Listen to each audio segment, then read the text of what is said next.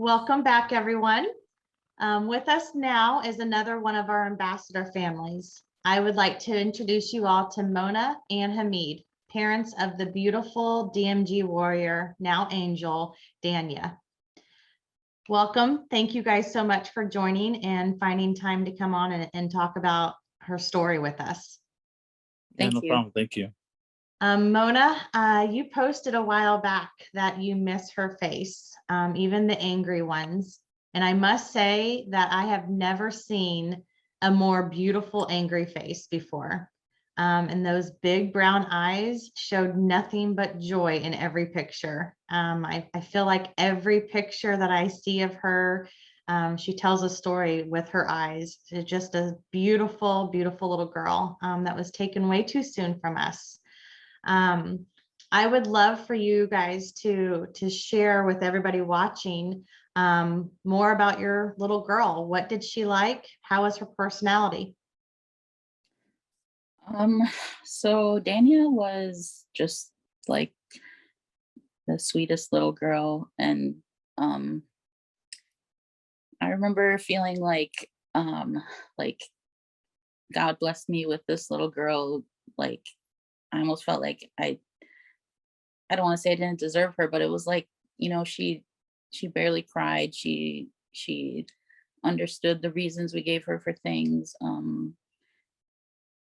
She gave the best hugs. Like she wasn't just like she squeezed you with her little arms and made you feel like she was giving you the hug. She was funny. She liked making us laugh. Yeah, she definitely was just a very well behaved, just the most well behaved kid that I've ever seen, really.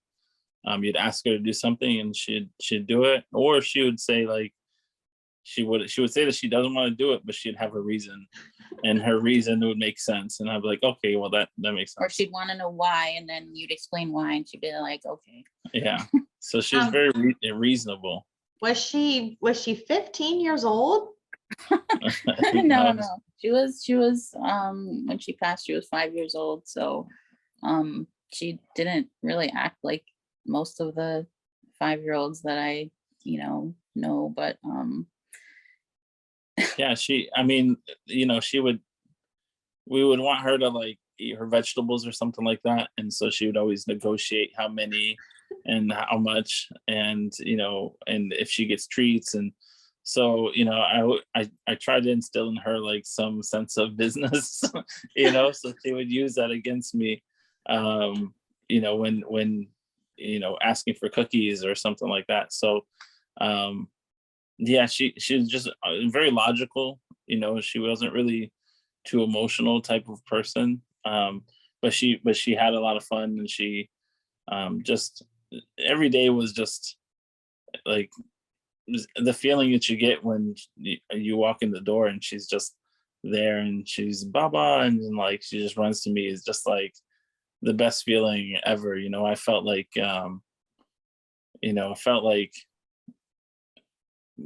of like Superman. Yes. I felt like the most important thing in the world to her, and when she's gone, I kind of like feel like Clark Kent, I feel, or like with kryptonite, I feel immobilized a little bit. But yeah, when I'm with her, it was like every moment was fun, even if we were just sitting on the couch, like watching TV or cartoons or whatever. Yeah. So yeah, she just every day was just like 1,000 times better.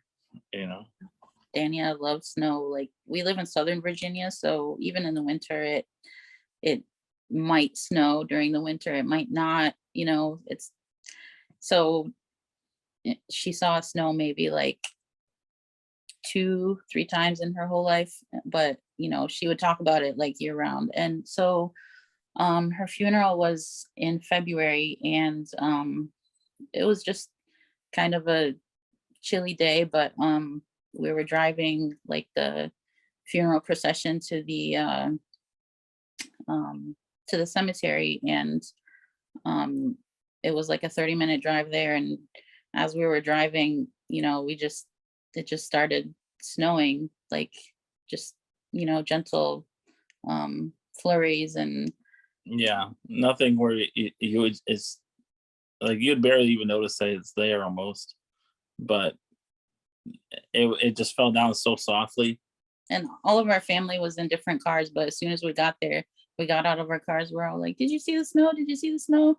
Yeah. And it was really nice. It was just a Yeah, the weather played there's two key, like on that day it was two things that very interesting that happened was it was the snow, and then when we were burying her, um and everybody was helping out, burying her as our custom. And but when we finished, I was standing there, and then everybody kind of started walking away a little bit.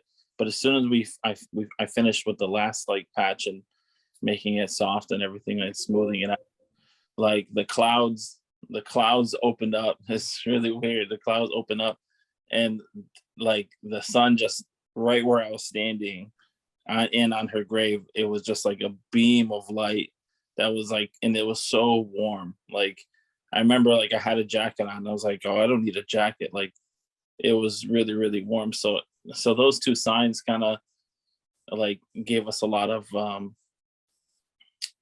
just comfort. I'm so thankful that you guys shared those very personal and precious moments with us. Do you mind sharing with us what the Cure Starts Now means to your family and why it was important for you to become a bigger part of our family as an ambassador? First of all, the Cure Starts Now, like it does amazing things for families that are battling, like they have a whole warrior program. And so even beyond that, like one of the reasons that I'm happily committed to fundraising for them is because they donate 100% of their what they collect to brain cancer research, pediatric cancer research. And so I mean, it's pardon the pun, but it's like a no-brainer. Like, sorry. But yeah, it's just how can I not support something like that where your money is literally going to research that new things will be discovered, and the hope is that things will change. So Yeah. Yeah, Yes. and you never know, like I said, just whatever you can donate, because even a $5, $10, it all adds up to something. And you Mhm. never know like how close you are to real solutions. And so we just have to keep pushing forward. And unfortunately, more and more families are going through this, and hopefully we'll be able to reduce that number or get cures. I mean, if I had a cure for it, if we had a cure, and if in any way that we can provide a cure, like it just doesn't make sense not to support it. It doesn't make sense not to put some, effort forward. And we are so thankful that you guys have partnered with us, and together, all of the families with the Cure Starts Now. I feel it in my heart. We're going to find that home run cure, and it's because of families like you. So thank you so much again for joining us tonight and taking the time to come and talk to everybody. Yeah, no problem. We're very happy to do so. I did want to say one thing though. Yes. We're very um, we're very blessed to have been able to spend the 10 months, with her. And I just want to thank all the other families before that allowed the research to come to where it is now, to allow us to have 10 months, because without that we would, I mean, it would have been a month or two or something, I don't know. But I've always still felt so thankful for everybody else who helped get the research and helped just Help move give that us that time, needle. Help move move that that needle. needle. Yes. Exactly. Yes. Exactly. So thank you very much. Thank you to you and to all the other families. We really appreciate every moment that we spent with her. We got to consciously say, we're spending this time with her now because we're not going to have it in the future. And we got 10 solid, wonderful, wonderful months out of it. Well, I'm happy that you can find the blessings from it. But we want to make sure that the future families have a lifetime.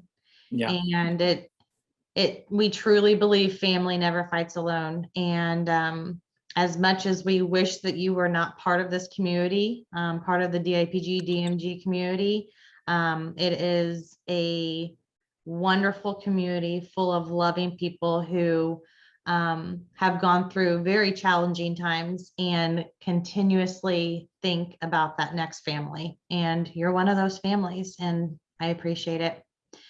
So everyone watching tonight, please give first for Dania and children like her, because they deserve more than the leftovers.